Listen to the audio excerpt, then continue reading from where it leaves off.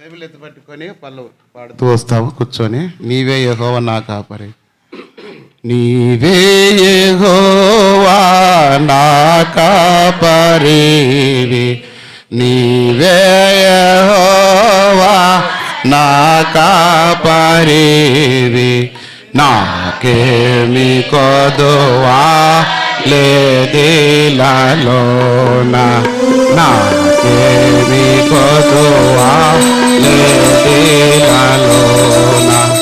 పచ్చిక గల చోట్ల నన్ను చేర్చి స్వచ్ఛమగు జలము త్రాగనీతి, పచ్చిక గల చోట్ల నన్ను చేర్చి స్వచ్ఛమగు జలము త్రాగనీతి, నా ప్రాణము నాకు సేదాను రీతి, నా ప్రాణము నాకు సేదాను రీతి, నన్ను నడుపుమో నీతి మార్గమున, నన్ను నడుపుమో నీతి మార్గమున, నీవే యెహోవా నా కాపరివి,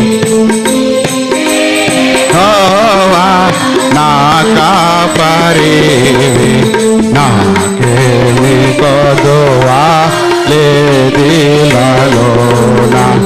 నాకేమి కొదువా లేదిలలోన.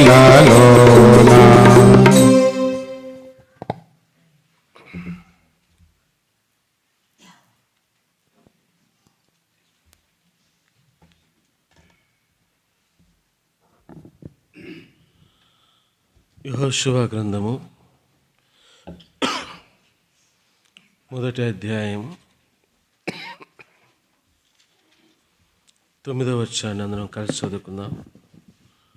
యెహోషువ గ్రంథము 1వ అధ్యాయము 9వ వచనాన్ని దయచేసి అందరము కలిసి చదువుకుందాం. నేను నీకు ఆజ్ఞ ఇచ్చున్నాను కదా, నిబ్బరము కలిగి ధైర్యముగా నుండుము, దిగులు పడకము, జడియకము, నీవు నడుచు మార్గమంతటిలో నీ దేవుడని యెహోవా నీకు తోడైండును.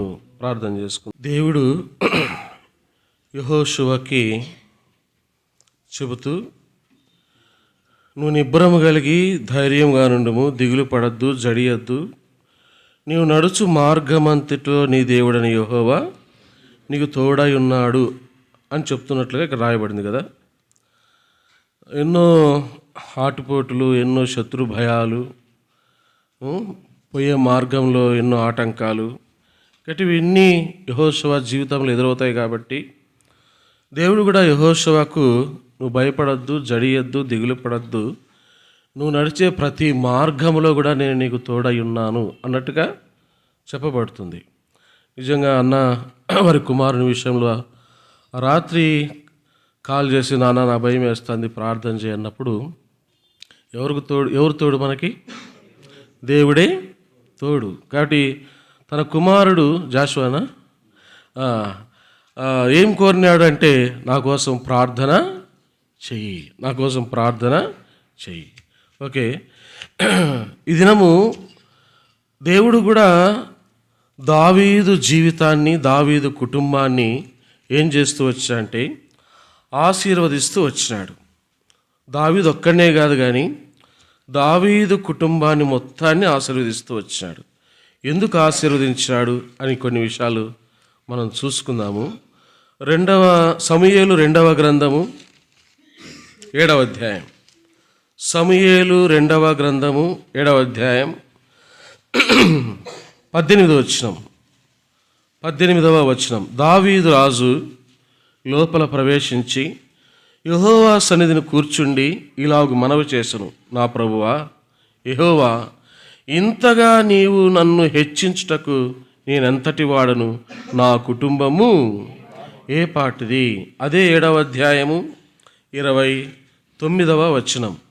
7వ అధ్యాయము 29వ వచనం. దయచేసి నీ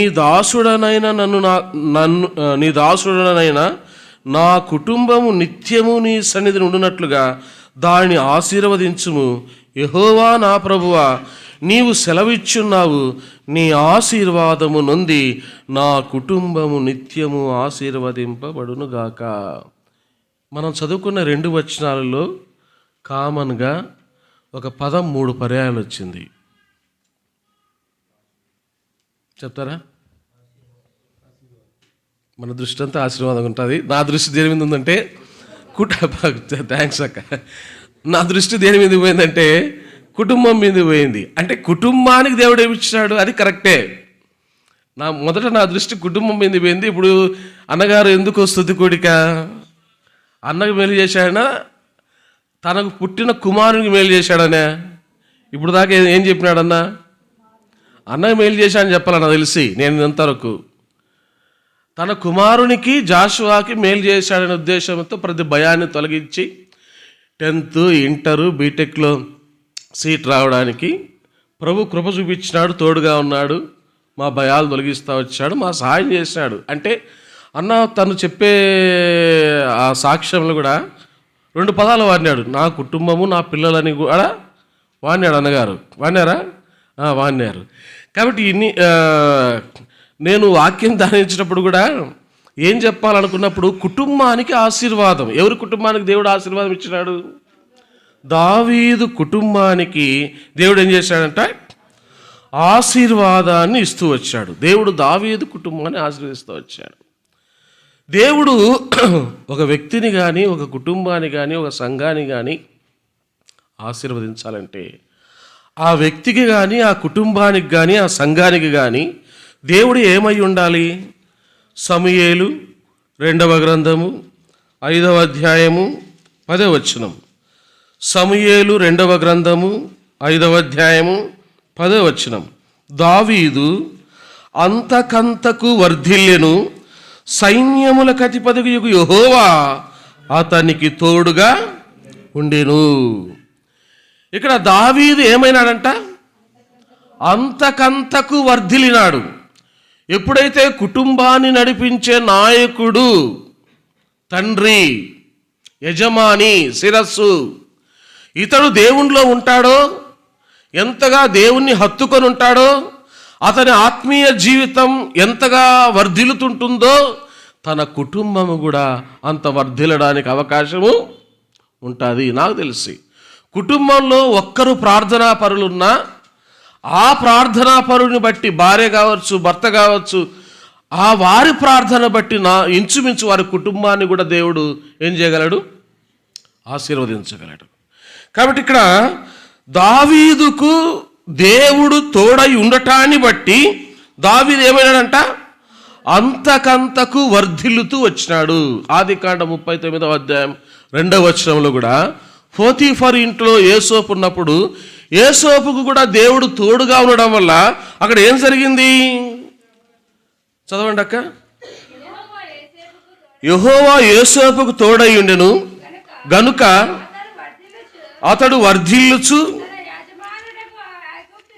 తన యజమానుడగు ఐగుప్తునికి ఇంటరుండెను. యెహోవా అతనికి తోడై ఉండెననియు. చాలు. ఏం చేశాడంట?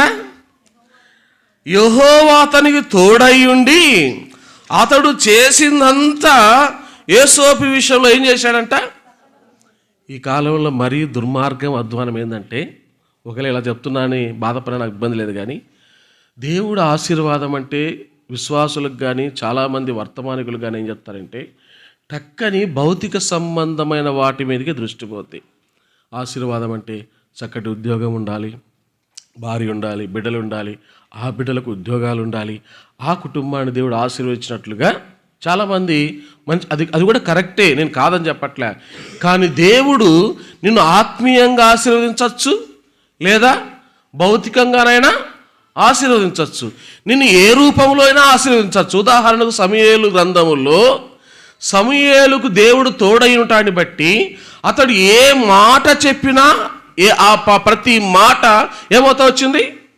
నెరవేర్చబడుతూ వచ్చింది. కాబట్టి దేవుడు నీకు తోడై ఉంటే ఆత్మీయంగా ఇతరులకు అనేకులకు ఆశీర్వాదకరంగా అయినా నిన్ను చేయొచ్చు, లేదా భౌతికంగా నిన్ను ఆశీర్వదించి ఇతరులకు ఉపయోగపడేటట్లయినా నీకు చేయొచ్చు. నేను ఎందుకే మాట చెప్తున్నా అంటే, కొంతమందికి ఏమవుద్దంటే ఆశీర్వాదం ఆశీర్వాదం అన్నారు కదా, మరి మా కుటుంబానికి ఎందుకు లేదు? మిగతా కుటుంబాలు కూడా కొంతమంది భక్తిగా ఉంటారు, శ్రద్ధగా ఉంటారు, ప్రార్థనాపరులుగా ఉంటారు, దేవుని మందిరాన్ని ప్రేమిస్తారు, దశంభాగాలు ఇచ్చే విషయంలో కరెక్ట్గా ఉంటారు, అన్ని విషయాల్లో బాగుంటారు. కానీ ఒక్కోసారి వారు కోరుకున్న రీతిలో వారి కుటుంబం ఉండకపోవచ్చు. అప్పుడు చాలా బాధ కలుగుతుంది. కొంతమంది ఏం చెప్తారంటే, నీకు మేలు కలగకపోవడానికి నీ పాపము అంటారు. అప్పుడు వాళ్ళు ఏమవుతారు చెప్పండి? బాధపడతారు కదా. నేను అంటాను, యేసు ప్రభువుకి లోకంలో ఏం సంపాదించుకోబోయాడు? ఆయనను కన్నా తల్లి ఏం ఆశీర్వదించబడింది ఈ లోకంలో? ఆయన నమ్ముకున్న అపోస్తులు ఏ రూపంలో ఆశీర్వదించబడ్డారు? నేను అడుగుతున్న ప్రశ్న ఇది. ఒకవేళ మీకు ఎవరికైనా కోపం వస్తే నాకు క్షమించాలి. ఆశీర్వాదం అంటే అది ఏ రూపంలో అయినా దేవుడు నీకు ఇవ్వచ్చు అనేది నా తలంపు ఇక్కడ. సరే చూడండి, దినవృత్తాంతముల మొదటి గ్రంథము 17వ అధ్యాయము 8వ వచనం. దినవృత్తాంతముల మొదటి గ్రంథము 17వ అధ్యాయం 8వ వచనం. మనం దావీదు గురించి చెప్పుకుంటున్నాం కాబట్టి, నీవు వెళ్ళిన చోట్లనెల్లా నీకు తోడుగా ఉండి నిన్ను ద్వేషించు వారిని నీ ముందర నిలవనీయక నిర్మూలము చేసేతని, లోకములోని ఘనులకు కలిగి ఉన్న పేరు వంటి పేరు నీకు. ఎవరితో చెప్తున్నాడు దేవుడి మాట? దావీదుతో చెప్తున్నాడు. దావీదుతో చెప్తే ఏమంటున్నాడు? నీకు నేను తోడుగా ఉంటాను అని చెప్తే ఏమంటున్నాడు? లోకములోని ఘనులకు కలిగి ఉన్న పేరు వంటి పేరు నీకు. కొత్త నిబంధన గ్రంథములో పాత నిబంధన గ్రంథములోని భక్తులలో ఎవరి పేరు ఎక్కువగా రాయబడింది? అంతే కదా. నాకు తెలిసి దాదాపు 59 పర్యాయాలు, 59 సార్లు దావీదు పేరు రాసినట్టు చెప్పబడుతూ వచ్చింది. అతని తర్వాత మోషేకు ఆ ప్రాధాన్యత క్రొత్త నిబంధనలో ఇవ్వబడుతూ వచ్చింది. దావీదు కుమారుడు అని చాలామంది పిలుస్తారు కదా. ఆ స్వస్థత పొందవలసిన వాళ్ళు యేసు ప్రభుని చూసి ఏమంటారు? దావీదు కుమారుడా, నన్ను కరుణించుము. ఆయన దావీదు చెప్పిన ప్రవచనాలు ఎందుకు ఈ మాట చెప్తున్నానంటే, లోకములో ఏమన్నాడు దేవుడు? లోకములోని ఘనులకు కలిగి ఉన్న పేరు వంటి పేరు నీకు. ఒక బైబిల్లో కదండి, ఈ రోజుకు సహితం ఇశ్రాయేలు దేశంలో మనం ఏమంటాం? దావీదుని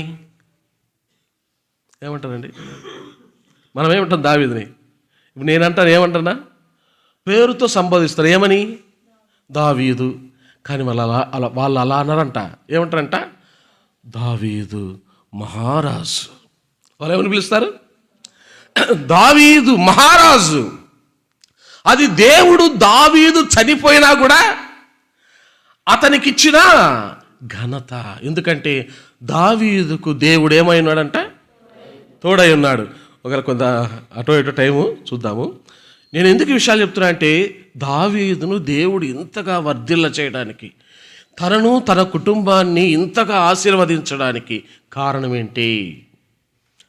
దేవుని మనసులో ఒక ఆలోచన ఉందండి. ఇప్పుడు దావీదుకు దేవుడు ఇచ్చిన ఒక బిరుదు ఏంది చెప్పండి? అంతే కదా. దావీదు నా హృదయానుసారుడు, నా ఉద్దేశములనియు. ఇప్పుడు దేవుని ఉద్దేశం ఏంది? దావీదు ఉద్దేశం ఏంది?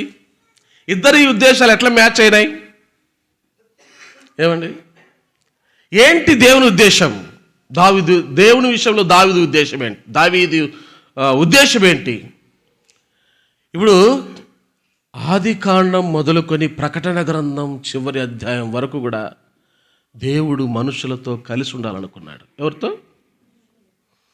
ఆదికాండం స్టార్టింగ్లోనే ప్రతి చల్లపూట దేవుడు ఎవరితో సహవాసం చేయాలనుకున్నాడు? ఆదాముతో హవ్వతో సహవాసం చేయాలనుకున్నారు. పాపం ఒకరు వచ్చేసి, ఆడవాళ్ళు బాగా మోసపోతారు కాబట్టి, మొన్న ఎవరు ఒక ఆయన సిబిఐ ఆఫీసర్ లక్ష్మీనారాయణ, ఎవరు లక్ష్మీనారాయణ, జేడి లక్ష్మీ ఎవరో, పాపం ఆడామె వాళ్ళ భార్య ఎవరో మెసేజ్ ఫోన్లో అని ఇన్ని కోట్లు వస్తామా నువ్వు ఇంత కడితే అని చెప్పిందంట. పాపం బుట్టలో పడిపోయింది ఆమె. మళ్ళీ ఆమె ఎవరు? పల్లెటూరు వ్యక్తి కాదు. ఆమె ఎవరు? ఆ 10th క్లాసో 7th క్లాసో చదువుకున్న ఆమె కాదు. ఎవరు ఆవిడ? సిబిఐ ఆఫీసర్ భార్య. ఎన్ని కేసులు, ఎన్ని తతంగాలు చూసింటుంది ఆమె, ఎన్ని పంచాయతీలు వినింటుంది ఆమె, ఎన్ని కేసులు ఆమె చూసింటుంది. ఆమె ఎంత చదువుకున్నది ఉంటుంది, సమాజం పైన ఎంత అవగాహన కలిగి ఉంటుంది. అయినా మోసపోయింది. ఏం చేసిందంటే ఎన్ని కోట్లు పోగొట్టుకునింది? నాకు ఫిగర్ గుర్తులేదే, చెప్పడంలే. కోట్లు పోగొట్టుకునింది. ఎవరు? బాగా మోసపోతారు మీరేనండి, బాగా మోసపోతారు మీరు. దేవుడు ఆ చల్లపూట సహవాసం చేయాలి అనుకున్నాడు, అక్కడ ఫెయిల్ అయిపోయింది ఆ ఫ్యామిలీ. ఎవరు? ఒకరు కాదండి, ఫ్యామిలీ ఫెయిల్ అయిపోయింది. ఎవరితో సహవాసం చేసే విషయంలో?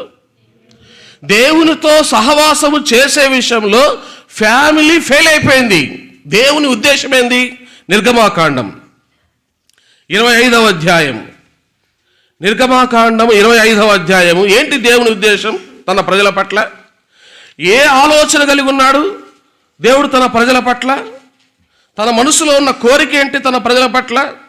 25 నిర్గమాకాండం 8వ వచనం. నిర్గమాకాండం 25వ అధ్యాయం 8వ వచనం. నేను వారిలో నివసించున్నట్లు వారు నాకు పరిశుద్ధ స్థలమును. ఎక్కడ నివసించాలనుకున్నాడు దేవుడు? ఆది కాండములో ప్రారంభ కుటుంబముతో దేవుడు ఏమై ఉండాలనుకున్నాడు? వారితో కలిసి ఉండాలనుకున్నాడు. అది ఫెయిల్ అయిపోయింది వాళ్ళ ఫ్యామిలీ. ఫెయిల్ కావడం వల్ల వాళ్ళకు ఆశీర్వాదమా శాపం వచ్చిందా? సింపుల్ అండి. నీ కుటుంబం ఆశీర్వదించబడాలంటే యెహోవా నీకు తోడై ఉండాలి, అంతే. సింపుల్ సూత్రం. నువ్వు లెక్క చేయాలంటే A+B² సూత్రం రావాలా, అంతేనా? సూత్రం రాకపోతే నీ లెక్క రాదు, విడగొట్టలేవు. ఎక్కడ ప్లస్లు వేయాలా, ఎక్కడ మైనస్లు వేయాలా, ఎత్తిపోద్ది లెక్క. 0 వస్తాయి మార్కులు కదా. సింపుల్ సూత్రం ఏంటంటే నీ కుటుంబము దేవుని చేత ఆశీర్వదించబడాలి అంటే నీవు నీ కుటుంబము ఎవరికి దగ్గరగా ఉండాలా? దేవుని సన్నిధికి దగ్గరగా ఉండాలా. ఆ ఫ్యామిలీ ఎత్తిపోయిందండి. తర్వాత అది అక్కడ ఫెయిల్ అయిపోయిన తర్వాత దేవుడు మళ్ళా మోషేను ఏర్పాటు చేసుకొని ఏం కోరుతున్నాడు ఇక్కడ? మోషేతో దేవుడు ఏమంటున్నాడు? నిర్గమాకాండము 25:8 ఏమన్నాడు? నేను వారిలో నివసించున్నట్లు నాకు పరిశుద్ధ స్థలమును నిర్మింపవలను. ఇది ఎవరి కాలం? మోషే కాలం. యెహెజ్కేలు గ్రంథము 48వ అధ్యాయము. యెహెజ్కేలు గ్రంథము 48వ అధ్యాయము 7వ వచనం. 48వ అధ్యాయము 7వ వచనం చూడండి. అక్కడ ఒక మాట ఉంటుంది. యెహెజ్కేలు 48:17. అక్కడ మీలో నివసించాలని ఒక మాట ఉంటుంది. అక్కడ 48 ఒక నిమిషం చెప్తాను. అక్కడ ఏముందంటే ఒక నిమిషము,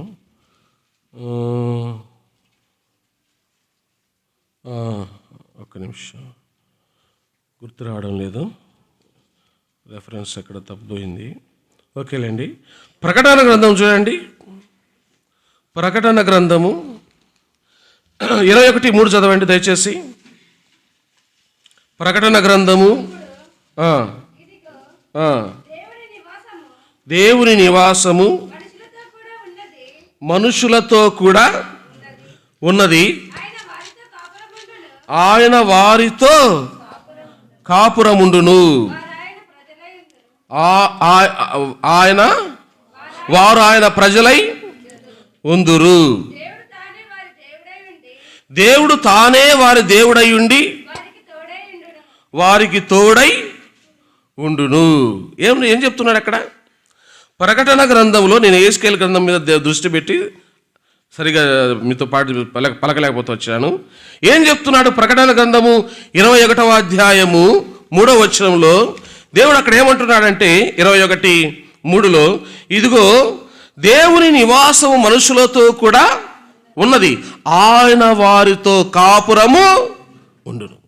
తర్వాత తానే వారి దేవుడయ్యుండి వారికి తోడై, అంటే ఆది కాండము మొదలుకొని ప్రకటన గ్రంథము వరకు దేవుని ఉద్దేశము, దేవుని యొక్క ఆలోచన ఏం చెప్పండి?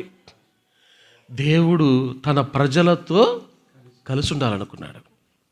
అందుకని నిర్గమాకాండంలో దేవుడు మోషేని పిలిచి, మోషే, నేను మీకు దూరంగా ఉండలేను, మీరు లేకపోతే నేను బతకలేరు. డైలాగ్ మంది ఇదే కదా. ప్రేమించుకున్న వాళ్ళు ఏం డైలాగ్ కొడతారు? అసలు నువ్వు లేకపోతే నా జీవితమే లేదంటారు. మా భార్య నిన్న ఫోన్ చేసింది, ఉన్న విషయం చెప్తున్నా. ఆమె ఏమన్నదంటే, 3 రోజులు అయింది, నాకు వారమైనట్టుంది నువ్వు పోయి అంటుంది. నాకు గంట ఉన్నట్టుంది. డానియల్ అన్నగారు మేము మాట్లాడుకుంటూ అసలు సమయం తెలియదు అంటున్నాడు అన్నగారు కూడా. సమయం తెలియకుండానే అయిపోతుంది మనకి ఇక్కడ అంటున్నారు. నాకు ఒక రోజు గడిపినట్టుంది మీ దగ్గర. ఆమె అంటుంది, ఏమంటుంది? వారమైనట్టుంది, ఎన్నో రోజులైనట్టుందని ఆమె అంటుంది. ఎందుకు?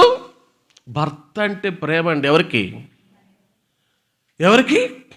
భార్యకి భర్త అంటే ప్రేమ. ప్రేమించిన వాళ్ళు, ప్రేమించిన వ్యక్తులు దగ్గర లేకపోతే వాళ్ళకు ఒక గంట ఒక యుగములా ఉంటుంది. Yes or no? అవునా? వాళ్ళకు ఒక గంట ఒక యుగములా ఉంటుంది. దేవుడు కూడా నువ్వంటే ప్రేమ, నేనంటే ప్రేమ, మనల్ని విడిచిపెట్టు ఒక్క క్షణం, ఒక్క నిమిషం, ఒక్క సెకండ్ ఉండలేడండి ఎవరు.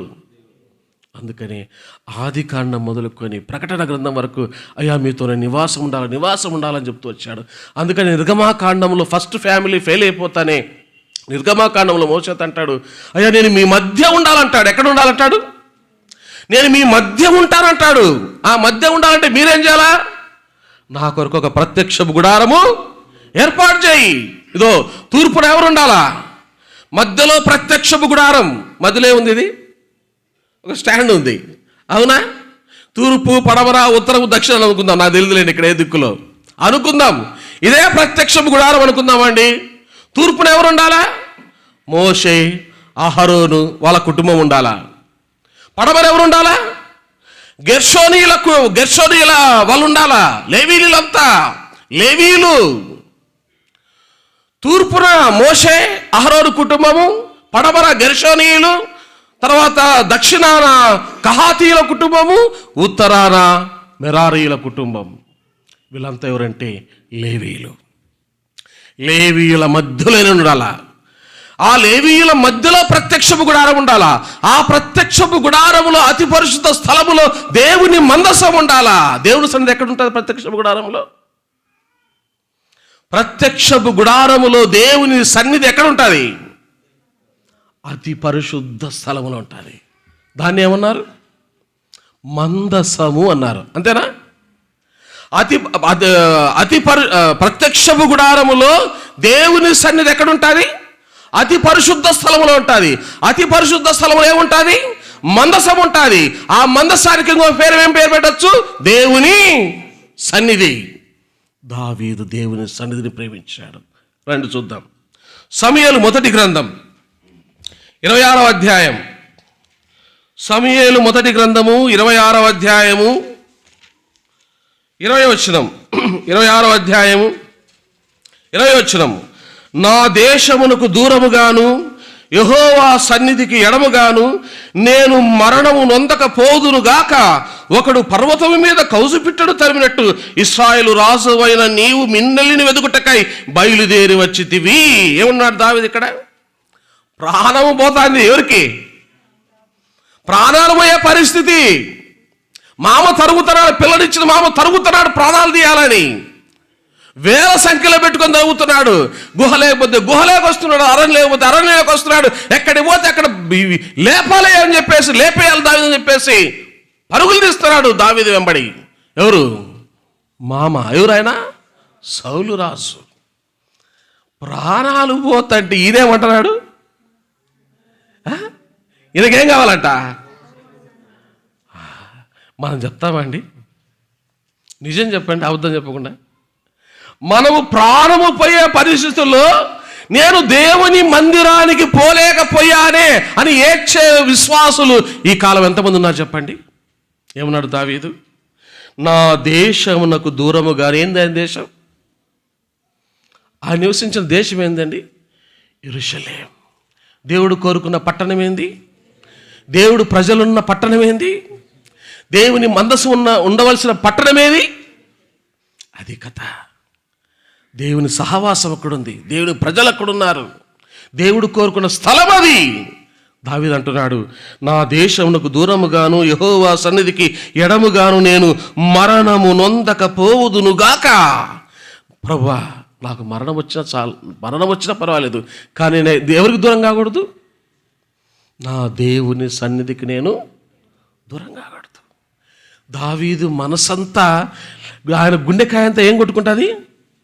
లబ్ డబ్ లబ్ డబ్. కొంతమంది డబ్బు డబ్బు డబ్బు డబ్బు. ఈయన హృదయం మాత్రం ఏం కొట్టుకుంటుంది చెప్పండి? నా వాళ్ళకైతే లబ్ డబ్ కాదు, డబ్బు డబ్బు డబ్బు డబ్బు అని కొట్టుకుంటుంది. దేవుని దావీదు హృదయం ఏం కొట్టుకుంది తెలుసా? నేను చచ్చినా పర్వాలేదు, దేవుడు దేవుడు దేవుడు దేవుడు అని కొట్టుకుంటుంది. ఎవరు హృదయం? అదండి. దేవుడన్నా, దేవుడి సన్నిధన్నా, దేవుని మందిరం అన్నా, దేవుని ప్రజలన్నా పిచ్చండి, మెంటలెక్కిపోద్ది. ఎవరికి? దావీదుకి. 27వ అధ్యాయం సమూయేలు మొదటి గ్రంథం 7వ అధ్యాయం, సమూయేలు మొదటి గ్రంథం 7వ అధ్యాయము 29వ వచనం. 7వ అధ్యాయము, క్షమించండి, లేదు అక్కడ, 2వ సమూయేలు చూడండి. 2వ సమూయేలు ఉంది అక్కడ ఉన్నది.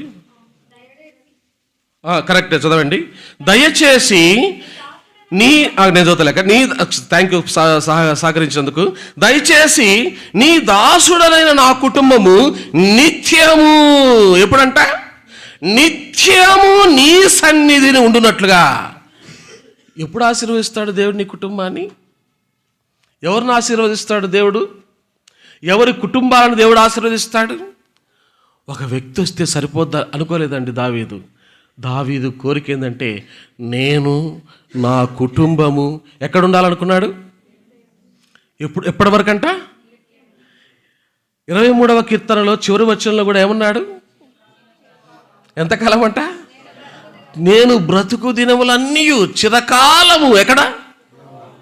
యెహోవా మందిరం. యెహోవా మందిరం, యెహోవా సన్నిధి. ఉదయం ఒక అన్నగారు నా కాడికి వచ్చాడు. వచ్చి టైం పరిగెత్తడం నాకు భయం వేస్తుంది. అన్నగారు వచ్చి ఏమన్నాడంటే, అన్న, మా బిడ్డలు తలా ఇంటికి పోయి భిక్షం ఎత్తుకున్నా పర్వాలేదు, కానీ నేను నా కుటుంబం దేవుని సన్నిధిలో ఉంటే చాలా అన్నాడు. మీ వాళ్ళే, పేరు వద్దులేండి, బాగుండదు, మీరే, మీ ఇక్కడున్న స్థానిక సంఘంలో ఒక వ్యక్తి, ఆ సహోదరుడు అంటే నాకు ఈ వాక్యం చదువుకుంటే ఈ వాక్యం నాకు రియల్గా తిరుగుతుంది. ఓహో అనుకున్నాను. ఏం ఆశ ఉండాలా? ఏం ఆశ ఉండాలి ఒక వ్యక్తికి? ఒక భక్తునికి ఉండవలసిన ఆశ ఏంది? దావీదుకు ఉండవలసిన ఆశ. ఎందుకు దేవుడు దావీదును హృదయానుసారుడు అన్నాడు? ఎందుకు దేవుడు దావీదు కుటుంబాన్ని ఆశీర్వదిస్తూ వచ్చాడంటే, దావీదు ఎవరిని ప్రేమించాడు? దేవుని సన్నిధిని. మరొకసారి చెప్తున్నాను, మందసము అంటే అర్థమైంది దేవుని సన్నిధి. ఇంకొక వ్యక్తి అంటాడు, చక్కటి బాగా బైబిల్ని బాగా పరిశీలన చేసినటువంటి ఒక వ్యక్తి అంటాడు, దేవుని మందసం అంటే దేవుని తోడు అంటాడు. మందసము అనే దానికి అసలు సిసలైన అర్థం ఏంటంటే దేవుని తోడు అంటాడు. అంటే ఇప్పుడు మందసం మనతో వస్తుంది అనుకోండి, మనతో ఎవరున్నట్టు? అంతే కదా. మందసం మనతో వస్తుందంటే మనకు తోడెవరు? దేవుడే కదా, దేవుడే. ఈ మందసము మోషే కాలములో ఎక్కడుంది? మందసము మోషే కాలంలో ఎక్కడుంది? ప్రత్యక్షపు, ఇప్పుడే కదండి చెప్పుకునింది. ఆదాము దేవునికి దూరం అయిపోయేటప్పటికీ, దేవుని సహవాసానికి దూరం అయ్యేటప్పటికీ, దేవుని సన్నిధికి దూరం అయిపోయేటప్పటికీ మోషేను కోరుకొని ఏమని చెప్పినాడు? అయ్యా, మీ గోత్రికుల మధ్య నేను ఉండాలనుకున్నాడు, మీ మధ్యలోనే ఉంటాననుకున్నాడు. ఆ ప్రత్యక్షపు గుడారములో, అతి పరిశుద్ధ స్థలములో, ఆ మందసము దేవుని సన్నిధి అయితే, ఆ మందసం మీ మధ్యలో ఉండాలనుకున్నాడు దేవుడు. అంటే మందసము మోషే కాలములో ఎక్కడుంది? ప్రత్యక్షపు గుడారములో ఉంది. వీరు ఇశ్రాయేలు ప్రజలు కనాను దేశం వెళ్ళిన తర్వాత ఈ మందసము ఎక్కడికి ట్రాన్స్ఫర్ అయింది? ఎల్కానా, హన్నా, ఏటేటా ఎక్కడికి వెళ్ళారంట? షిలోహులో ఉన్న, చెప్పండి, ఫిల్ ఇన్ ద బ్లాంక్. షిలోహులో ఉన్న దేవుని, చూడండి, మీరు అటు చూస్తే నాకు భయం వేస్తుంది, అసలు నేను కరెక్ట్ చెప్తున్నా లేదో చూడండి. సమూయేలు గ్రంథం మొదటి అధ్యాయం, సమూయేలు గ్రంథము మొదటి అధ్యాయము 13వ వచనం. సమూయేలు గ్రంథము మొదటి అధ్యాయము 13వ వచనం, క్షమించండి 13 కాదు, మొదటి అధ్యాయం మొదటి వచనం చూడండి. మొదటి అధ్యాయము 3వ వచనం. ఇతడు షిలోహునందున్న సైన్యములకు అధిపతియగు యెహోవాకు మొక్కుటకును బలి అర్పించుటకును ఏటేటా తన పట్టణం విడిచి అచ్చటికి పోవుచుండెను. అంటే ఇప్పుడు ఇక్కడ ఏమన్నాడు? షిలోహునందున్న సైన్యములకు అధిపతియగు యెహోవా అన్నాడు. అంటే ఇక్కడ ఏముంది? ఇక్కడ కరెక్ట్ చెప్పాలండి, ఇంకా కరెక్ట్ చెప్పాలండి. అది థ్యాంక్స్ అక్క, మీరు ఈ అటెన్షన్లో ఉంటే నాకు కొద్దిగా ఊపిస్తుంది. ఓకే, అంటే మోషే కాలంలో మందసం ఎక్కడుంది? ప్రత్యక్ష గుడారంలో. ఇశ్రాయేలు కనాను దేశం వెళ్ళిన తర్వాత మందసం ఎక్కడికి వచ్చింది? షిలోహుకు వచ్చింది. ఎక్కడికి వచ్చింది? షిలోహుకు వచ్చింది. సమూయేలు 2వ గ్రంథం, సమూయేలు 2వ గ్రంథము 7వ అధ్యాయము, సమూయేలు 2వ గ్రంథము 7వ అధ్యాయము 2వ వచనం. యెహోవా నలుదిక్కుల అతని శత్రువుల మీద అతనికి విజయమునిచ్చి అతనికి నెమ్మది కలుగజేసిన తర్వాత రాజు తన నగరి యందు కాపురం ఉండి నాతానును ప్రవక్తను పిలువనంపి, నేను దేవదారు మానతో కట్టి నగరి యందు నివాసము చేయుచుండగా దేవుని మందసము డేరాలో నిలిచి ఉన్నదనగా. ఇప్పుడు ఎక్కడికి ట్రాన్స్ఫర్ అయింది? 3 చోట్లకి మారిందండి. ఫస్ట్ ప్రత్యక్షపు, తర్వాత దావీదు మనస్సు కొటకలాడిపోతుంది. ఏడుందంట అంటే ఫస్ట్ ఇది చెప్తున్నాను నేను. అంటే మందసము ఎక్కడెక్కడికి పోయిందో చెప్తున్నాను. అంటే ఇప్పుడు ఎక్కడికి వచ్చింది? 3సారి డేరా అంటే ఇంగ్లీష్లో ఏమన్నారు? టెంట్, అంతే కదా. అంటే ఇప్పుడు ఒకవేళ పుట్టినరోజు ఇలాంటి బర్త్డే అకేషన్స్కోను లేకపోతే పెళ్ళిళ్ళప్పుడు ఎంతసేపు ఉంటుందండి టెంటు? ఎంతసేపు వేస్తారు డేరా? అవసరం ఉన్నంత వరకు వేస్తారు, మళ్ళీ దాన్ని ఎత్తేసి పక్కన పడేస్తారు. అంతేనా? అది ఇంపార్టెంటా? అదంత ప్రాముఖ్యమైందా? కాదు కదా. నెక్స్ట్ చూడండి, రాజుల మొదటి గ్రంథం 8వ అధ్యాయం. రాజుల మొదటి గ్రంథము 8వ అధ్యాయము. ఎందుకు ఇదంతా నేను చెప్తున్నా అంటే కొద్దిగా చరిత్ర కోసము. రాజుల మొదటి గ్రంథము 8వ అధ్యాయము 6వ వచనం. మరియు యాజకులు యెహోవా నిబంధన మందసమును తీసుకొని దాని స్థలములు అనగా మందిరపు గర్భాలయముగా అతి పరిశుద్ధ స్థలములు కెరూబుల రెక్కల క్రింద దానిని ఫైనల్గా దేవుని మందసం, దేవుని సన్నిధి, దేవుని ఆలయం ఎక్కడికి వచ్చింది? కరెక్ట్ చెప్పండి, కరెక్ట్ చెప్పండి. మందిరములోకి వచ్చింది. ఎక్కడికి వచ్చింది? ఎప్పుడండి? ఎక్కడెక్కడో ఉన్న దేవుని ఆ మందసము ఇప్పుడు ఎక్కడికి వచ్చిందంట? ఆ మందసానికంటే ఒక మందిరం. ఈ మందిరానికి రావడానికి మందసము కారకులు ఎవరు? దేవుడు దావీదుకు తోడయ్యుండి తనను తన కుటుంబాన్ని ఆశీర్వదించడానికి కారణం ఇదే. మందసము మందిరములోనికి రావడానికి కారకుడు, ప్రధాన కారకుడు ఎవరు? దావీదు. అది చూసుకొని మనం ముగిచ్చేస్తాము. రెండు చూద్దాం. సమూయేలు మొదటి గ్రంథం 7వ అధ్యాయం. సమూయేలు మొదటి గ్రంథం 7వ అధ్యాయం 1వ వచనం. 7వ అధ్యాయం 1వ వచనం. అంతటా కిర్యత్యారీము వారు వచ్చి యెహోవా మందసమును తీసుకొని పోయి కొండ యందుండే అబీనాదాబు ఇంట చేర్చి దానిని కాపాడుటకై అతని కుమారుడైన ఎలియాజరును. అంటే ఇప్పుడు అది అబీనాదాబు ఇంట ఏమొచ్చింది? దేవుని మందసం వచ్చింది. 2వ వచనం. మందసము కిర్యత్యారీములో నుండిన కాలము 20 సంవత్సరములాయెను. దినవృత్తాంతముల మొదటి గ్రంథం 13వ అధ్యాయం. మీరు కొద్దిగా శ్రద్ధగా వింటే తప్ప అర్థం కాదండి. కొద్దిగా 13వ అధ్యాయం దినవృత్తాంతముల మొదటి గ్రంథము 13వ అధ్యాయము 3వ వచనం. మన దేవుని మందసమును మరలా మన యొద్దకు తీసుకొని వత్తుము రండి, సౌలు దినములలో దాని యొద్ద మనము విచారణ చేయకయే. అంటే అభినాదాము ఇంటిలోనికి ఎప్పుడైతే దేవుని మందసం పోయిందో, అంటే ఎవరి కాలంలో పోయింది? ఇంకా కరెక్ట్, సమూయేలు చివరి దశలో పోయింది. అభినాదాబు ఇంటికి దేవుని మందసం ఎప్పుడు పోయిందంటే సమూయేలు యొక్క చివరి పరిపాలనా కాలంలో పోతా వచ్చింది. సౌలు కాలంలో 40 సంవత్సరాలు, తర్వాత దావీదు ప్రారంభపు కాలం వరకు దేవుని మందసం ఎవరి దగ్గర ఉంటా వచ్చింది? దాదాపు 70 సంవత్సరాలు బూజు పట్టిపోయిందండి. ఇక్కడ ఏం రాయబడి ఉందంటే 13వ అధ్యాయంలో దినవృత్తాంతంలో మొదటి గ్రంథము 13వ అధ్యాయం 3వ వచనం. మన దేవుని మందసమును మరలా మన యొద్దకు తీసుకొని వత్తుము రండి, సౌలు దినములలో దాని యొద్ద మనం విచారణ చేయకయే. ఏందని అర్థం? మందసమును పట్టించుకున్న నాదులు లేడండి, పట్టించుకున్న నాదులు లేదు. కొంతమంది నామకార్థ క్రైస్తవులు ఉంటారు, ఏమనుకోవద్దండి, గూట్లో పెడతారు బైబిల్. ఆ బైబిల్ పైన ఏముంటుంది? దుమ్ము ఉంటుంది. కిస్మిస్ పండుగ వచ్చిందనుకో, లేదా గుడ్డు ఫ్రైడే వచ్చిందనుకోండి, అప్పుడు ఉఫ్ అంటారు, ఇట్లా దురుస్తారు. అప్పుడు పెట్టుకోవస్తారు ఇట్లా స్టైల్గా. ఏడికి చెప్పండి? మందిరానికి. అభినాదాబు ఇంటిలో దేవుని మందసం 70 సంవత్సరాలుంటే దాని దగ్గర విచారణ చేసిన నాదుడు ఒక్కడు లేకపోగా బూజు పట్టి పాడైపోతూ వచ్చినది ఏంది? దేవుని మందసం. ఆ మందసాన్ని అక్కడ నుంచి తీసుకురావడానికి ప్రయత్నం చేసిన వాడు ఎవరంటే, రెండు చూద్దాం. సమూయేలు 2వ గ్రంథం 6వ అధ్యాయం.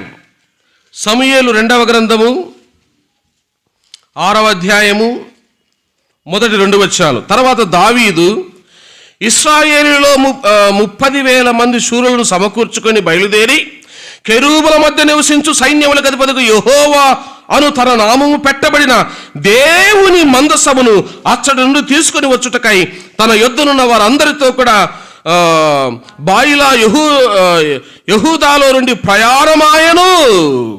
3వ వచనం. వారు దేవుని మందసము క్రొత్త బండి మీద ఎక్కించి గిబియాలో ఉన్న అభినాదాబు యొక్క ఇంటిలో నుండి తీసుకొని రాగా,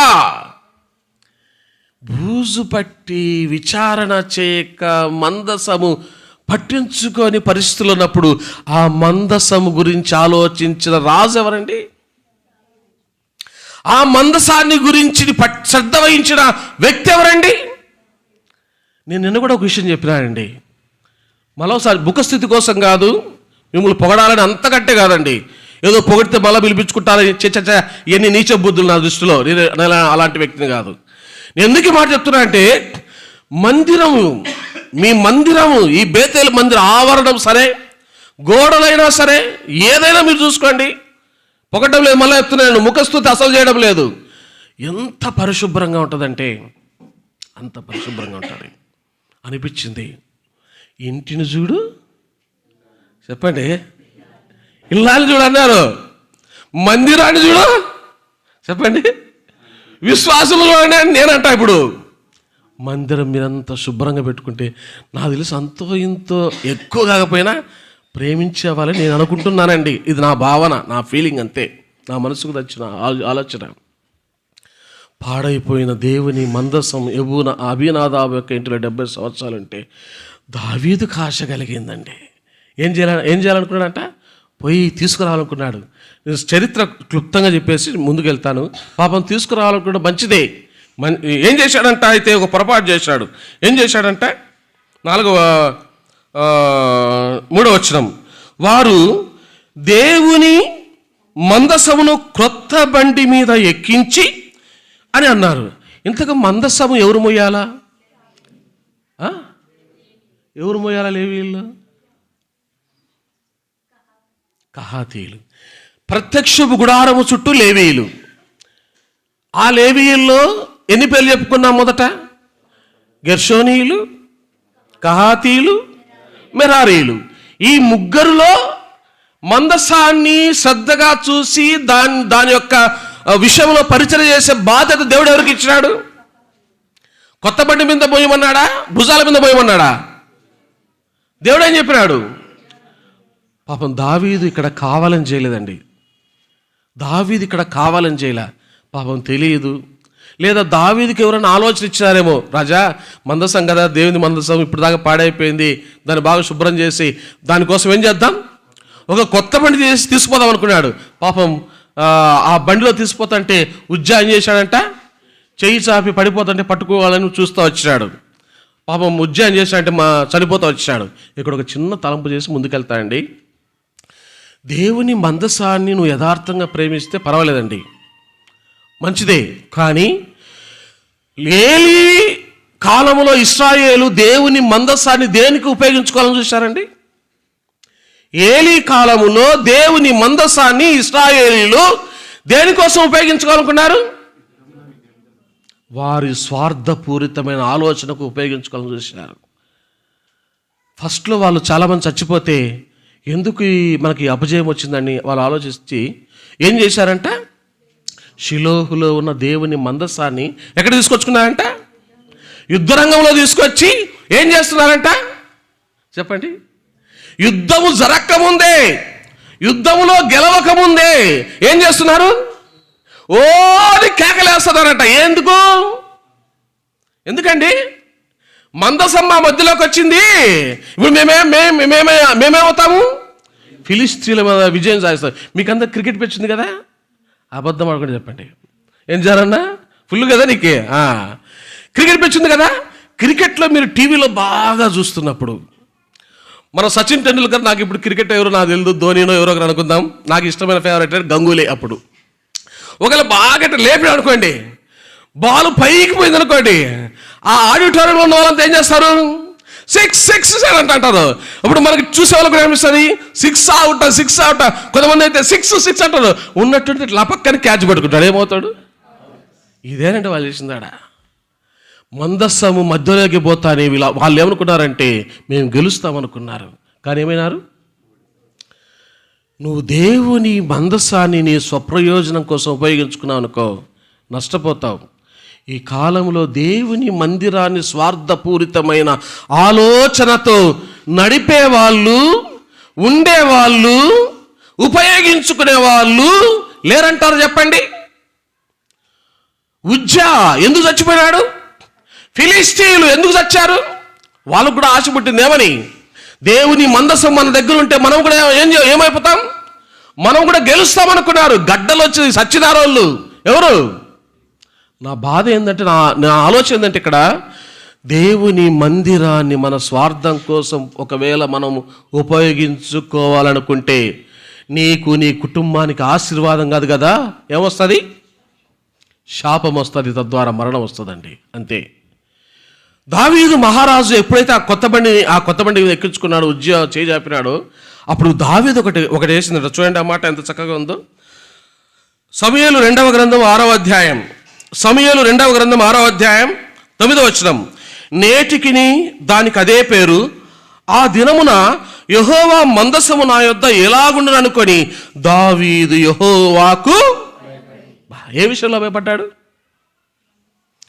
మందసము విషయంలో దావీదు ఎవరు భయపడ్డాడంట? దేవునికి భయపడ్డాడండి, యెహోవాకు భయపడ్డాడు. అసలు ఎందుకు ఇలా జరిగింది? ఎందుకు ఉజ్జా మరణించాడు? ఉజ్జా మరణిస్తే దావీదు బాధపడ్డాడు, ఏడ్చినాడు. ఎందుకు చచ్చిపోయినాడు? నేనేం తప్పు చేసినా? ఎక్కడ పొరపాటు జరిగింది? భయం పుట్టుకునింది. ఎవరికి భయం పుట్టుకొని ఎక్కడ తీసుకోవాలనుకున్నాడు? దావీదు పురమునకు తీసుకుపోవాలనుకున్న దేవుని మందసం ఎక్కడ పోయింది? 3 నెలలు ఓబేదెదోము ఇంటికి. ఓబేదెదోము అంటే అర్థం దేవుణ్ణి ఘనపరచువాడు. అతని కుటుంబంలో ఉండడాన్ని బట్టి 3 నెలలు అతని కుటుంబాన్ని ఏం చేశాడంటే దేవుడు. ఉందా మాట అక్కడ? చూడండి ఎక్కడుందా మాట? 11. యెహోవా మందసము 3 నెలలు గిత్తీయుడగు ఓబేదెదోము ఇంటిలో ఉండగా యెహోవా ఓబేదెదోమును అతని ఇంటి వారందరినీ దావీదుకు భయం పుట్టుకునింది. ఒబేదేదోము ఇంటికి దేవుని మందసాన్ని పంపించినాడు, అతని కుటుంబాన్ని ఆశీర్వదించినాడు దేవుడు. దావీదుకు ఆలోచన మొదలైంది, ఎక్కడ పొరపాటు జరిగింది, ఎక్కడ నష్టం జరిగింది, ఎందుకు ఉజ్జా చచ్చిపోతా వచ్చాడు, అసలు దేవుని మందస విషయంలో నేను చేసిన తప్పేంటి. ఎప్పుడైనా సంఘానికి నష్టం జరుగుతున్నప్పుడు ఒక దైవ సేవకుడు నడిపించి ఒక అధ్యక్షులు ఉన్నటువంటి విశ్వాసులు ఈ రకంగా ఆలోచించగలిగితే దేవుని మందిరం 3 పువ్వులు 6 కాయలండి. వర్ధిల్లుతూ ఉంటుంది, దేవుని మందిరం వర్ధిల్లుతూ ఉంటుంది. ఆలోచించిన తర్వాత ఎప్పుడైతే దేవుడు ఆశీర్వదిస్తూ మొదలుపెట్టాడో మళ్ళీ పోవాలనుకున్నాడు. ఎక్కడికి రండి చూడండి ఆ మాట. సమూయేలు 2వ గ్రంథం 6వ అధ్యాయము 11వ వచనం.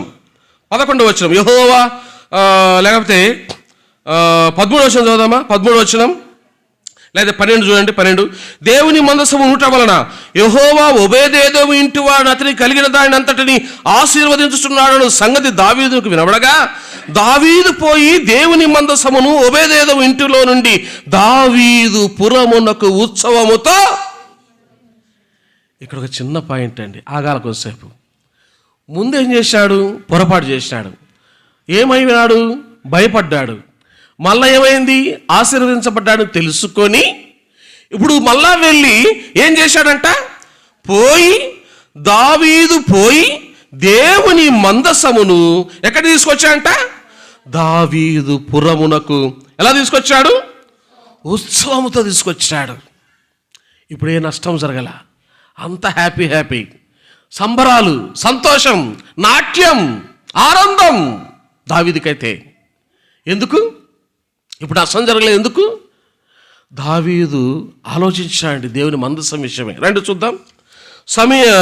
దినవృత్తాంతాల మొదటి గ్రంథం, దినవృత్తాంతముల మొదటి గ్రంథము 15వ అధ్యాయము 1-2 వచనాలు. దినవృత్తాంతముల మొదటి గ్రంథము 15వ అధ్యాయము 1-2 వచనాలు. దావీదు తన కొరకు దావీదుపురమందు ఇండ్లు కట్టించెను, దేవుని మందసమునకు ఒక స్థలమును సిద్ధపరచి. దావీదు ఊరికే పోలేదండి. ఒబేదేదోము ఇంటికి దావీదు తర్వాత ఊరికే పోలా. ఏం చేశాడు? ముందు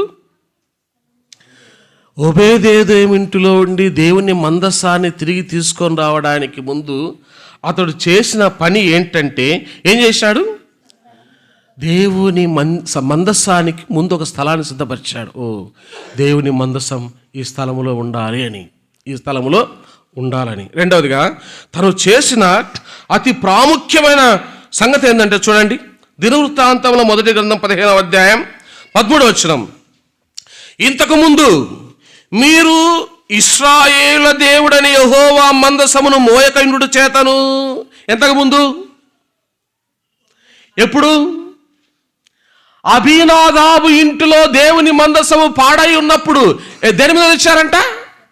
కొత్త బండి మీద. అది చెప్తున్నాడు ఇక్కడ దావీదు ఆ విషయాన్ని పునరావృతం చేస్తున్నాడు. ఇంతకు ముందు అంటే అబీనాదాబు ఇంటిలో మందసము మీరు తెచ్చే ముందు మీరు ఇశ్రాయేలు దేవుడైన యెహోవా మందసమును మోయక యుండుట చేతను మనము మన దేవుడైన యెహోవా యొద్ద విధిని బట్టి విచారణ చేయకుండుట చేతను ఆయన మనలో నాశనము కలుగజేసెను. కావున ఇప్పుడు మీరును మీ వారును మిమ్మును మీరు ప్రతిష్ఠించుకొని నేను ఆ మందసమునకు సిద్ధపరిచిన స్థలమునకు దాని తేవలను. అప్పుడు యాజకులను లేవీయులను ఇశ్రాయేలు దేవుడైన యెహోవా మందసమును తెచ్చుటకై తమ్మును తాము ప్రతిష్ఠించుకొనిది. తర్వాత లేవీయులు యెహోవా సెలవిచ్చిన మాటను బట్టి మోషే ఆజ్ఞాపించినట్లు దేవుని మందసమును దాని దంటలతో తమ భుజముల మీదికి ఎత్తుకొనిరి. ఎంత ఆలోచించాడండి! ఎవరు? దేవుడు నిన్ను నీ కుటుంబాన్ని ఆశీర్వదించాలంటే తేలిగ్గా రాదండి ఆశీర్వాదం. దేవుడు నీకు నీ కుటుంబానికి తోడుగా ఉండాలంటే అంత ఈజీగా తోడుగా ఉండడండి, కష్టం. కూర్చున్న ప్రతి ఒక్కడికి దేవుడు నాకు తోడుగా ఉంటాడంట. చచ్చిపోయి ఆ సమాధులతో ఏమంటారని సమాధి కదా, వాటిని ఏమంటారు? కట్టిన గోరీలు. మనమేమంటాం? ఆ సమాధుల ఏదో కట్టడాల పైన ఏం రాసుకుంటారు? వాడు తాగి పేరేమో క్రీస్తుదాసుని పెట్టుకొని దేవదాసు అయిపోయి చచ్చిపోయినాడు. చచ్చిపోయి ఆడ పెట్టి వాడికి ఒక పాలరాతితో కట్టి పైన రాసింటారు ఏమని? దేంట్లో పోరాటం? తాగి భార్యను కొట్టడంలో మంచి పోరాటం చేసింటాడు వాడు. వాడిని దానిపైన ఏం రాసింటారు? మళ్ళా ఈయన మళ్ళీ జీవ కిరీటమా?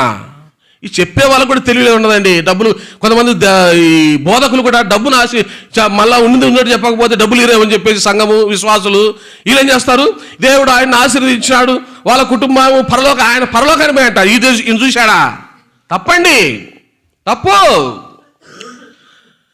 ఎందుకు చెప్తున్నంటే ప్రియమైన వారలారా, దావీదు దేవుని మందసాన్ని తెచ్చే విషయంలో ఎంత శ్రద్ధ చూచాడు అండి, ఎంత బాధపడ్డాడు, ఎంత ఆలోచించినాడు. తప్పు ఎక్కడ జరిగింది నా దేవుని మందసం విషయంలో? నేను ఎక్కడ పొరపాటు చేశాను నా దేవుని మందసంలో? మోషే ధర్మశాస్త్రాన్ని తీసుకున్నాడు. ఎవరు మొయ్యాలా, ఎలా మొయ్యాలా, ఎలా తేవాలా దాన్ని? మేమే చేసిన పొరపాటు ఏంది? ఎంత సుదీర్ఘంగా ఆలోచించినాడండి. దినవృత్తాంతం 1 గ్రంథం 15వ అధ్యాయము 2వ వచనం మళ్ళా చూడండి. మందసమును ఎత్తుటకును నిత్యము తనకు సేవ చేయుటకును యెహోవా లేవీయులను ఏర్పరచుకుని చెప్పి వారు తప్ప మరి ఎవరును దేవుని మందసమును ఎత్తకూడదని దావీదు ఆజ్ఞ. మందిరంలో ఎవరే పని చేయాలో ఆ పనే చేయాలా, అంతేనా? కాదు గీదు అని చెప్పేసి మేము వీరులమని వచ్చారనుకోండి, నష్టపోతాము.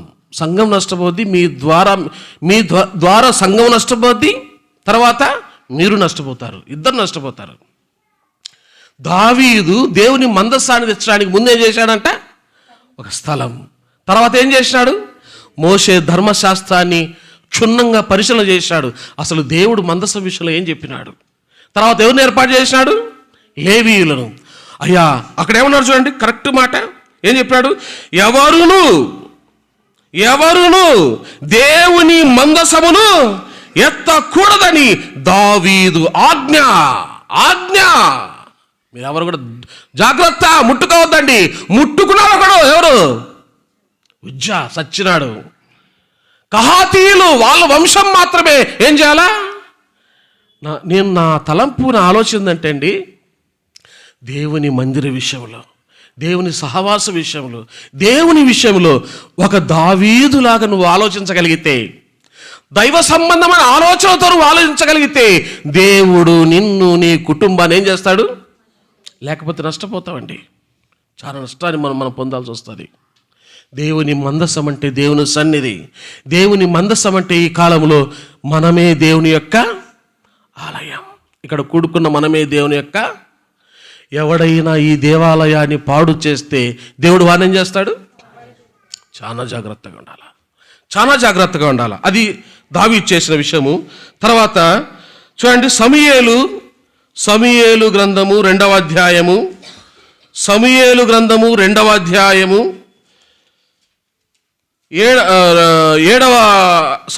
2వ గ్రంథము 7వ అధ్యాయము 1-2 వచనాలు. 7వ అధ్యాయము 1-2 వచనాలు. యెహోవా నలుదిక్కుల అతని శత్రువుల మీద అతనికి విజయమునిచ్చి అతనికి నెమ్మది కలుగు చేసిన తర్వాత రాజు తన నగరి యందు కాపురముండి నాతానను ప్రవక్తను పిలువనంపి, నేను దేవదారు మ్రానుతో కట్టిన నగరి యందు వాసము చేయుచుండగా దేవుని మందసము డేరాలో నిలిచున్నదనగా నాతాను, యెహోవా నీకు తోడుగానున్నాడు, నీకు తోచినంతయు నెరవేర్చుమనెను. ఏం ఆలోచన వచ్చింది? మొదట మందసాన్ని తేవాలనుకున్నాడు.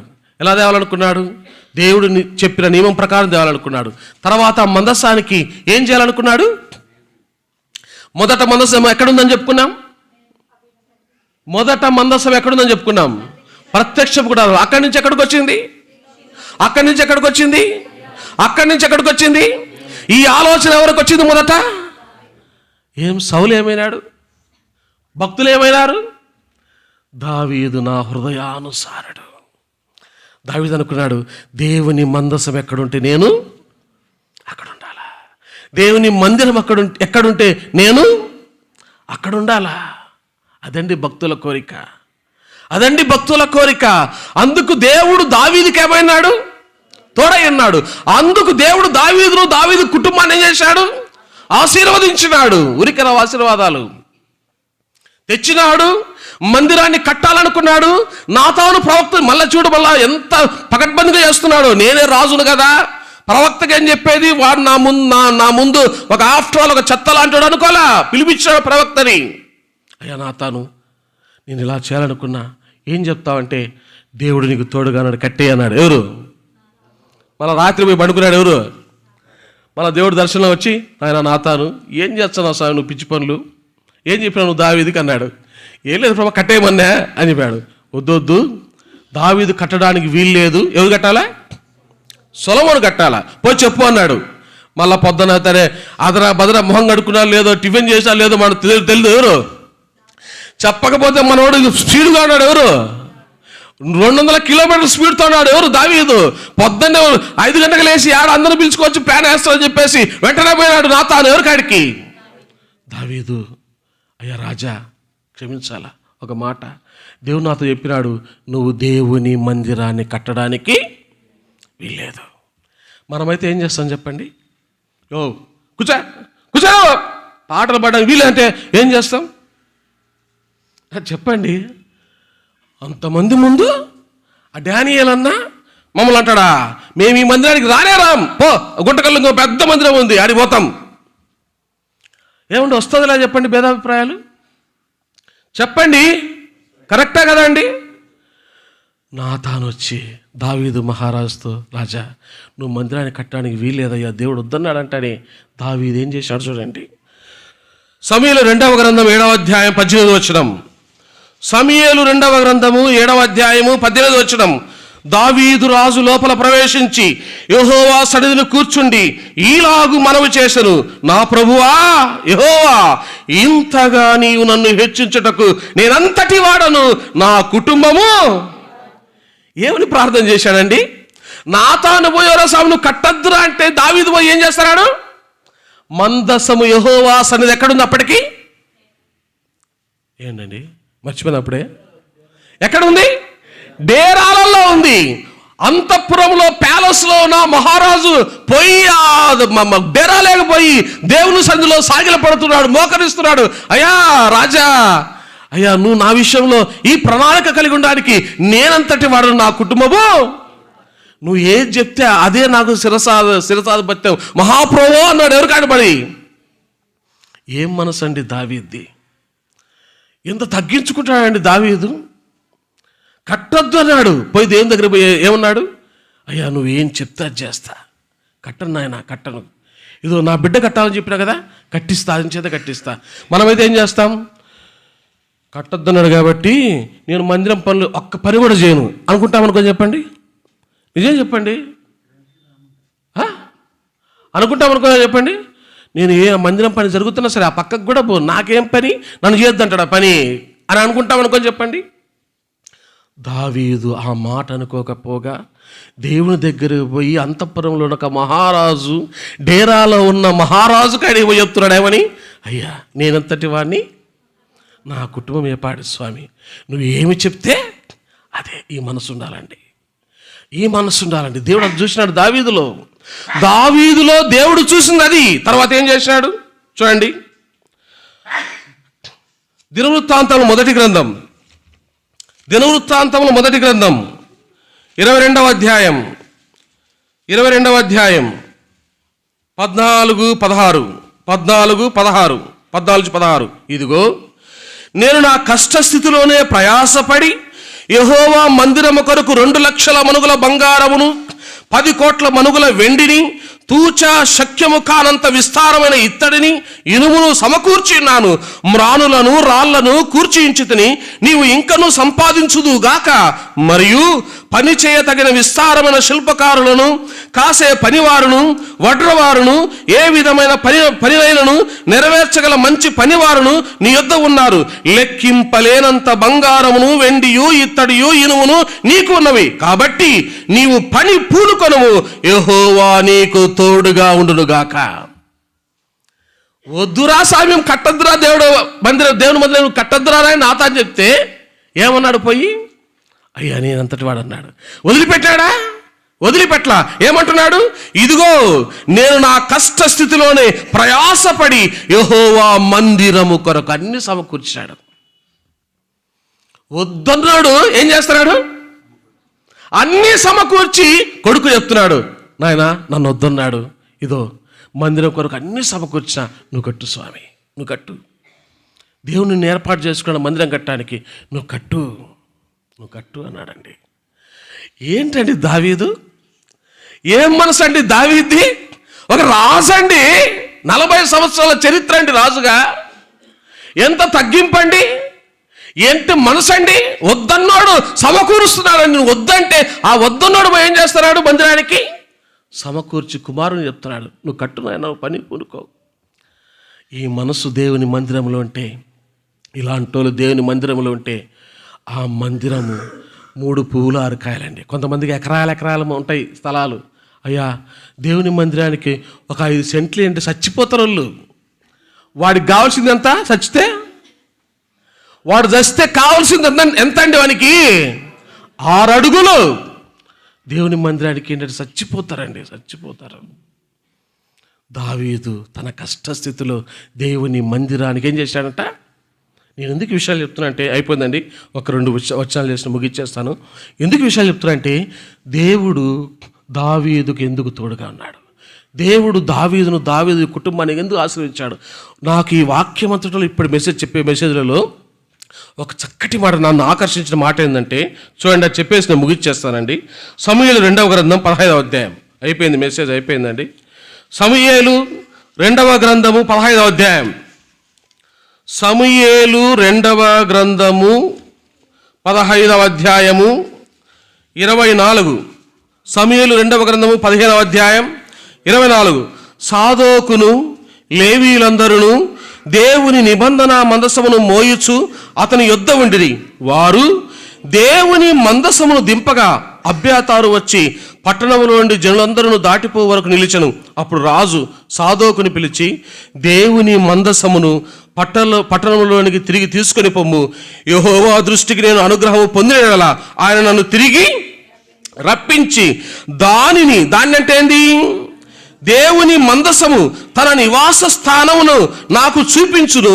నీ యందు నాకు ఇష్టము లేదని ఆయన సెలవిచ్చినలా ఆయన చిత్తము నీ దృష్టికి అనుకూలమైనట్టు నా ఎడల జరిగించునని నేను చెప్పుదునని పలికి. మరొకసారి చూడండి, 25వ వచనం. అప్పుడు రాజు సాదోకుని పిలిచి దేవుని మందసమును పట్టణములోనికి తిరిగి. ఆలోచన ఏంటంటే, ఇక్కడ దావీదు తన అరణ్యములో ఉన్నా పర్వాలే, దావీదు కొండ గుహలలో ఉన్నా పర్వాలే, దావీదు చెప్పులు లేకుండా ఏడ్చుకుంటూ కొండ ఎక్కుతున్నా పర్వాలే, నేనేమైపోయినా పర్వాలే, నా దేవుని మందసము ఎక్కడుండాలా?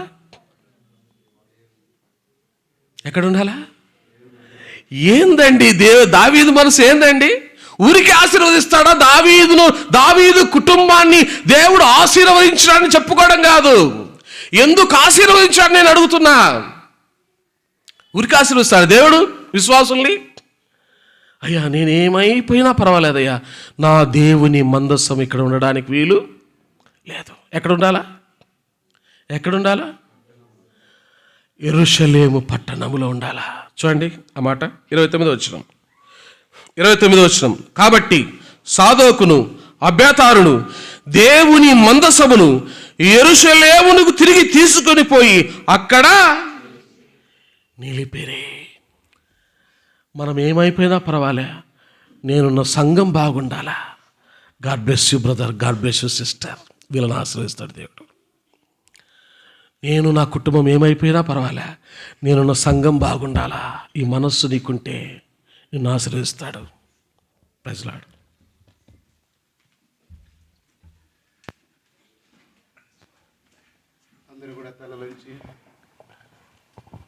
అందరూ కూడా తలలోంచి కళ్ళ మూసి మోకరించండి. ఒక చరణం పాడతాము, అసలు తర్వాత ప్రార్థన చేస్తాము.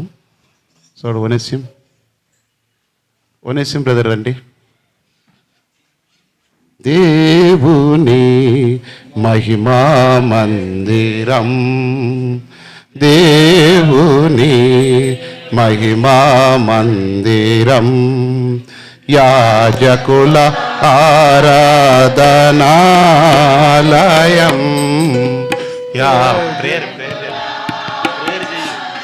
ఆలయం దేవుని మహిమా మందిరం, దేవుని మహిమా మందిరం. దావీదు దేవుని గుడారమతియే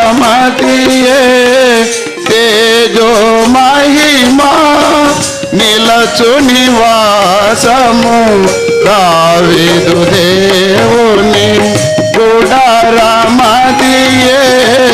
తేజో మహిమా నిలచు నివాసము. ప్రభుని ప్రతిష్ఠిత పర్వతమదియే, ప్రభుని ప్రతిష్ఠిత పర్వతమదియే. దేవుని మహిమా మందిరం, దేవుని మహిమా మందిరం. యాజకుల ఆరాధనాలయం, యాజకుల ఆరాధనాలయం.